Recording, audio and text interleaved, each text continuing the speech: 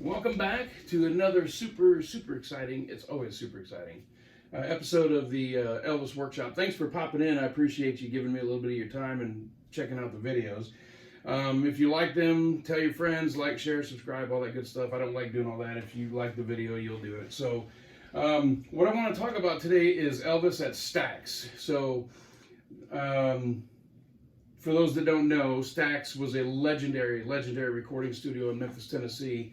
It was an old single room movie theater at one point, and after it was closed and abandoned, it was bought and kind of refurbished and turned into a recording studio.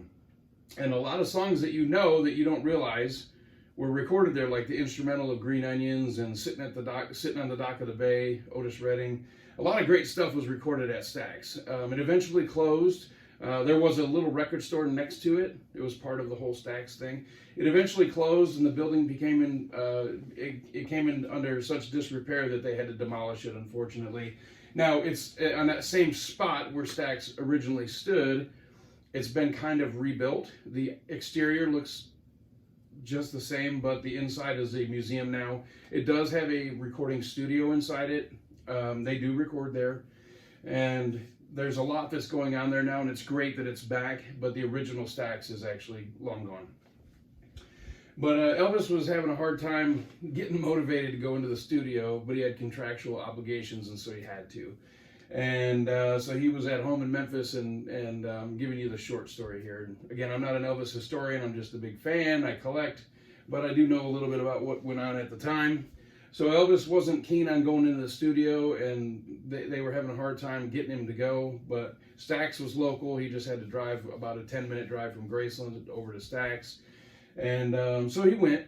And the first session didn't go that well, and then he went back. I guess it was in December of '73, if I remember correctly. And the second session was much more productive. So out of the STAX sessions, Elvis was able to put out 3 albums worth of material, and these sessions are by far not his greatest. He wasn't in the mood to be there. He didn't want to be there. It kind of shows. A lot of the material he was recording was subpar or just sad and mopey or slow, uninteresting songs. But I want to kind of defend the STAX sessions just a little bit. Some of the music that Elvis did there was actually fantastic. He did some really great stuff. Like, let's take Promised Land, for instance, that title song of the album, Promised Land. At that time, Elvis wasn't really recording rock and roll, and he didn't the rest of his life. But he recorded that song, Promised Land, at the STAX studios and absolutely destroyed the song. Beautiful. There's some lyrics that are missing. That was very typical of Elvis. When he would do a cover, he would just cut out a lot of the lyrics and just do kind of basically a quick run through of the song. I'm not a huge fan of that, but I love the track Promised Land. It's just an awesome song. It's been in several movies like Men in Black. He was not able to recapture the magic of the studio live in concert with the song. He did try it multiple times through this summer 75 tour. It just wasn't the same. It didn't have the raw power or energy that he was able to attain in the studio.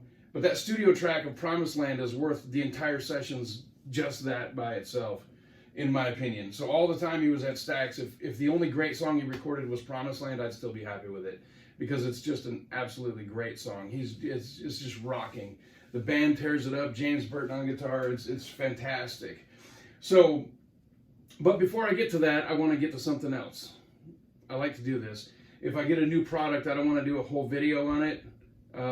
So I'll just do a little segue to something else and then come back. Not segue, that's the wrong term, but I'll take a right turn or left turn, right turn, and go to something else and come back. So that's what we're going to do right now. So I got in the mail. I did a video a couple of weeks ago on the MRS label, Memphis Recording Service.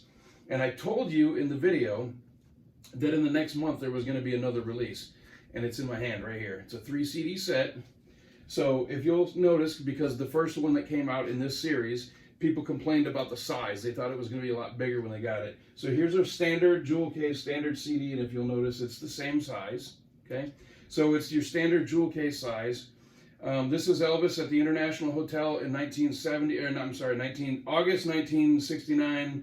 through February 1970. That's what it says on the cover. So this is a 3 CD set, and it's been remastered in stereo. They've added stereo to it through a digital technique that's available now that has never been available previously, or might have been available previously but wasn't used and stuff like this. First of all, Memphis Recording Service, the artwork is always great. I saw somebody complaining the other day that they take black and white photos and colorize them. You know, all I can tell you is the artwork on the MRS releases is always top shelf. It's great. It always is. It's always great. I have never once complained about an MRS release. It's fantastic. So I have this now, and I cannot wait to jam it later. But I've been waiting to do this video. I wanted to open it. So if you know anything about me as an Elvis collector, I open everything. I never keep the plastic on anything. So I have my handy dandy knife here, and I'm gonna cut this sucker open, and we're gonna do an unraveling right now and take the plastic off and take a quick look at it, and then we'll get back to Elvis STAX. So just give me a minute and bear with me. So here goes the plastic. So off. This is a nice hardcover book case. Like it's the outside is hard. And then there's a booklet inside with the 3 discs slid into the casing. So this right here, you gotta go, always. So anyway, here it is. I'm gonna get a little closer so you can see it better. Look at that cover, and people complain, oh, they take black and white photos and colorize them. It's beautiful. So when we open it up here, there's an advertisement for the old International Hotel. There's your first disc with the track listing. Let me see how easily it slides out. Very nice. Pops right out. Okay. And then there's going to be some great shots in here, great photos of Elvis. I've already seen this online, so I know what to expect. So I'm just going to flip through it really quickly. Plus, I don't want to waste your time. Here's another track listing here for CD2 and CD3. And then we've got the back cover, which tells about the release. MemphisRecordingService.com, if you're interested. Elvis in stereo, 1969 to 1970. 3 different discs in one package. Get yourself some. MemphisRecordingService.com. Okay, so let's go back to 1973 and Elvis STAX. So the 3 albums that were put out, I guess the less popular of the 3 would be Raised on Rock. So the title track, Raised on Rock, the title song just sounds like it's going to be good just by the words Raised on Rock. It has potential to be great. But what ends up happening is Elvis is kind of doing a parody on himself. He's singing about himself. He was in the back room rocking on, and he was listening to Hound Dog. Well, he made Hound Dog the most famous song, so he's listening to Hound Dog. And some people can say a Big Mama Thornton, but it's really not the case. It was a cover song, and so the Big Mama Thornton wasn't the focus of the song. The album artwork is Elvis in the so-called Superman suit with a cape. You know, look, I'm not here to judge 45, 50 years later. I love the music. I do play these things. I've got the original album and the FTD release of it. I do play them. I enjoy it for what it is. I understand it for what was going on at the time. The best track on there is Find Out What's Happening. That is a great song. Again, just like Promised Land, if Elvis recorded all these songs at Stax and Find Out What's Happening was the only song that was great, I'd be happy with the sessions, because Find Out What's Happening is an absolute, to me, Southern rocker. It's just a fantastic song. It kicks ass. And then we have Promised Land, and then we have Good Times. On the Good Times album, this is the Follow That Dream release of it. It's just, I can't take this opinion that Stax was a waste of time, and that nothing came out of there that was good. And a lot of people do have that opinion. I just can't share that with you. I like to take a look at what was going on at the time in his life, and the studio itself. They did a lot of soul music and a lot of R&B music, And I'm sure he was feeling that. He knew what came out of Stax, and he knew where he was at. And a lot of the stuff has the wah-wah pedal and an organ, and there's a lot of funkiness going on and some soul going on, and I kind of dig that. Honestly, I kind of dig it. It's Elvis in 1973. It's not Elvis in 56 or 65. It's 1973. Music was different at the time. Isaac Hayes also recorded at Stax. Elvis was quite aware, keenly aware of where he was. So I think that affected the songs they recorded there, and I think it affected his approach to the music. So this I got at Barnes and Noble, and this is sweet. So the original is just a slipcase album, but this is a gatefold, and it's kind of plain, to be honest with you. It just says Camden Tapes and Records releases on the inside, but it's still pretty cool. The back is the original cover, but this is what I really like about this. First of all, the cover looks really nice. It's nice and smooth, kind of glossy. It's a live concert photo. That's what they did in the 70s. Elvis, after 1969, he never sat for a professional photo shoot for an album cover ever again. So all the album releases in the 70s were stock photos or live concert photos. But this is what I like. One is there's a poster in here, and it's just of the cover of the album. I'm not going to take it out, but this is pretty sweet. It's orange label, and it's a transparent red album. And the sound on this is just great. It is really, really great. So I got this, like I said, at Barnes & Noble, and you can probably pick it up online, and I'm sure you can. So that's the Good Times album, and this is the FTD of it. It's your standard FTD original album series. It's got the 3-panel with 2 discs and a booklet inside here. It's the usual. The first album is the album, the selected highlights, singles, and then the second disc is all session stuff. There's some really good stuff on there. Some interesting conversation in between the songs. A lot of people said Elvis was depressed and in a piss poor mood and all that stuff, and this kind of dispels it. When you watch these or listen to these CDs, he's cutting up in between the songs and laughing and having a good old time. So I don't know, who knows, but anyway, this is Promised Land. This is the same thing. This is the original album, nothing, no flair. And then again, this is, okay, let me stop here for a second. Of all the photos they could have picked, okay, the cover shot on the Aloha is terrible, the Aloha from Hawaii album. But this is a profile shot of Elvis with a big double chin, and they couldn't come up with one better photo than this. I've always despised this photo. I love the suit. I'm not a jumpsuit junkie. I'm not a big, huge fan of all the jumpsuits. They do look fantastic if you go to Graceland and see them. They look a lot different than they do in pictures. A lot of them don't translate well in the picture. And then you see them and you go, why the hell was he wearing that? But when you go to Graceland and you see the suit in person, you change your opinion. You just do. You say, oh, I can see that looks great. Okay. So this is, again, the same formula. They have a formula. So 2 discs on a three panel layout with a little booklet in here with all kinds of stuff that has to do with the album.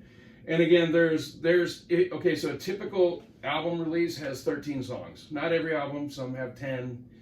Typically 13. If you have 4 to 5 songs that are good on that album, it's considered a really good album, right?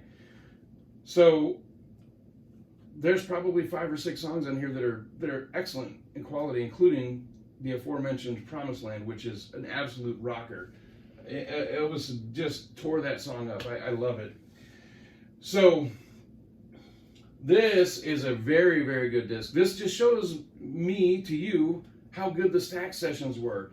This was a CD that came out, I don't know, 15 years ago, maybe 20, I don't know. Rhythm and Country, Elvis Rhythm and Country, with a picture of Elvis, I believe, was taken in Stax. Rhythm and Country, and this CD just rocks from the beginning to the end. I think there's 1 or 2 songs that kind of drag, but the rest is just great from the beginning to the end.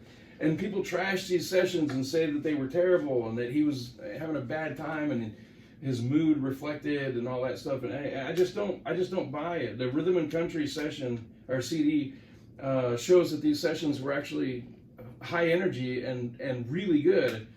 And I'm going to get back to this one in a moment because there's something I have a problem with over here that I want to talk about here. So in the mid-90s was the, I would say, the bootleg heyday for Elvis. And this was one that came out, I don't know exactly when it came out, but I love the name STAX Tracks. Isn't that cool? Super cool, STAX Tracks. And there's only, what, like 10 songs on here. The name of this album is cool. I dig the artwork. Pretty cool. Like it. I like it.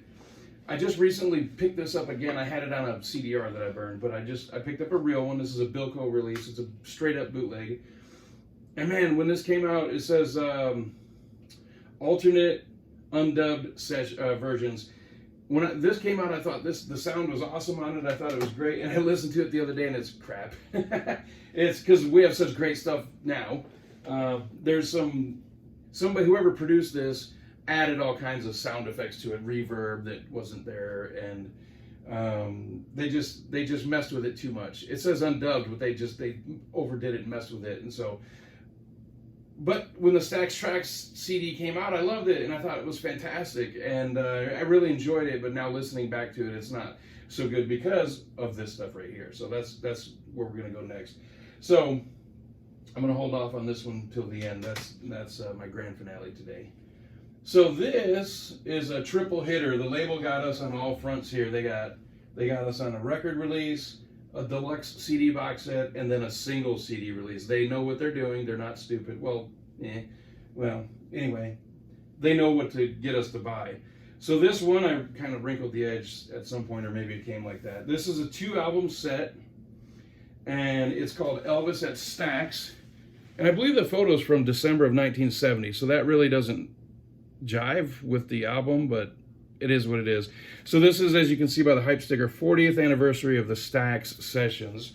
And this is the back, Elvis STAX. 4 sides, 2 records. They're just standard black records, the orange label, single insert sleeve. There's some really hot stuff on here. I don't want to just go on and on and on about it, but you've got Promised Land, I Got a Feeling in My Body. It just, I really enjoy this stuff. I really do. Honestly, I really do. Now, this one here falls in line with the standard Elvis box sets. You're going to have a booklet. And notice this is kind of cool here. Let me get a little closer so you can see. So you see the cover art there. But then when you slide it out, the picture of Elvis comes out with it. And it's on the front of the booklet. Kind of cool, right? I don't know why I just did a pirouette, but anyway. So this is going to be a nice, heavily detailed booklet about the sessions. And then you've got, once again, your typical, very typical, 3-panel. There's 3 discs on this set with photos of the boxes, for the tape boxes. And then pictures of Elvis at STAX and around that time period. That's pretty cool. Now, let me get to the end. I just have to say, this CD right here, I have to be completely honest with you. I was a little ticked off when this came out because they put out the 2-record set, and at that time I didn't collect vinyl, and I didn't see the point in it. And I love CDs. They're compact disc. They're easy to get around. You can throw them in your vehicle, drive off. They're durable. They don't get too beat up too easily. So I was a big proponent of CDs and a big fan of them, and I still am. But when this came out, they hit us, like I said earlier, with the trifecta, CD, single, 3 CD box set, 2-album vinyl box set. And I thought, man, this is a total cash grab. They're just trying to get us on all fronts and make us rebuy the same stuff 3 times. As you can see, I have all of it. So I didn't have the record set for years, but what I did buy was the deluxe box set on CD. That was the very first thing I bought, and I was happy with it. Well, a few years ago, I started collecting vinyl again, and I missed out on a bunch of great releases. Damn it. They're so expensive now because they're out of print, and I can't get them, but that's my own fault. But I got this, and I was very happy with it. Well, I just have to be totally honest. I bought this single CD. Just a single, it's the same cover shot as the rest of them. Single CD just a few weeks ago. This has very quickly become one of my favorite CDs to run down the road on. it's just one great song after the next. I think there's one or two on here that's kind of eh. But if you do a recording session, you do 2 sessions, and you produce enough material in those 2 sessions to fill out 3 entire albums. But if you were to take the best of the best over just 2 sessions, just think about that, just 2 sessions. I know they were multiple days, but it was just 2 sessions at Stax. If you're able to produce enough material to fill up 1 CD of, how many songs are on here? 12. I think that's what it says. I don't have my glasses on. 17, my bad. 17 songs over 2 sessions that can be put on 1 CD. That to me is a major success. And you have great, great songs like Promised Land, Good Time Charlie's Got the Blues. There are 2 songs on here. I need to get my glasses for a minute. 2 songs on here in particular. Love in Arms, which Linda Thompson, Elvis's girlfriend, during this time period and for several years during the 70s, has said on the record multiple times that her favorite Elvis song of his entire catalog is Love in Arms, and he recorded it in these sessions. And the second one is Spanish Eyes. So I took Al DeVoren to Palm Springs, California, and unfortunately he passed away on the way back. He flew into Las Vegas. I took him to Palm Springs. He was coming back from Palm Springs to fly from Las Vegas back to Chicago, and he was killed in a car accident. I'm the one that took him there. And while we were driving, I asked him what was his very favorite Elvis song, and he said, Spanish Eyes. There was a concert that Elvis did in 1972 in San Antonio, and he happened to do that song live. And by pure coincidence, pure chance, I had that CD in my truck. So I played that for Al DeVoren, and he thought it was beautiful. He said, that's great. He said, that was always my favorite song that Elvis did.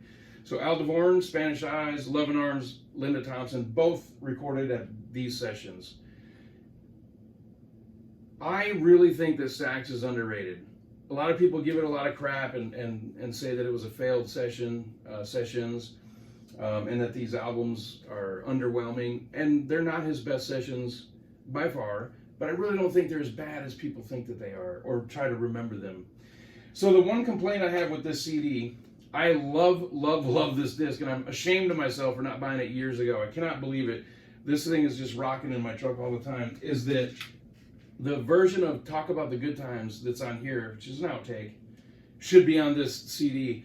The one that's on here is good. I know this is petty and small. I'm just saying they put the very, very best of the best on here. I think they missed the boat.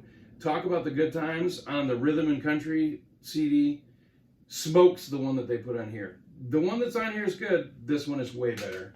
So anyway, I just wanted to revisit the Stax sessions today, and I just don't think that they're as bad as people think that they were. There is some really good material on there. There's some other stuff, the Sweet Angeline. There's a couple songs that suck. Honestly, they suck. But in 2 sessions to record enough material to fill up 3 whole albums and have 1 CD that's just absolutely blasting with great songs, 17 of them, I think is a success. So do yourself a favor, revisit the Stax sessions, and give them another listen. It's worth it. It really is. So that's the end of the Elvis Workshop video for today. I hope you enjoyed it. Please like, share, and subscribe. Tell your friends about it. And if you have any suggestions or anything like that, you can always hit up the comments. So we're going to wrap it up today. I hope you like this video. I really do. And if you don't, you know what's going to happen. You ain't nothing but a hound dog. See you later, everybody.